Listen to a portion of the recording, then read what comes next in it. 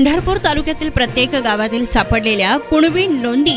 त्वरित ग्रामपंचायत कार्यालयासमोर प्रदर्शित कराव्यात या मागणीचे निवेदन अखिल भारतीय मराठा महासंघाचे जिल्हाध्यक्ष अर्जुनराव चव्हाण यांनी तहसीलदार यांना दिले। महाराष्ट्र शासनाच्या आदेशानुसार महाराष्ट्र राज्यातील प्रत्येक तहसील कार्यालयात कुणबी मराठा नोंदी शोधण्याचे काम गेली 2 महिने झाले सुरू आहे, तर मोडी लिपीतील नोंदींचे वाचन युद्ध पातळीवर सुरू असल्याचे समजते, परंतु अद्याप कोणत्या गावात किती कुणबी नोंदी सापडल्यात याची माहिती आपल्या कार्यालयाकडून प्रसिद्ध करण्यात आलेली नाही।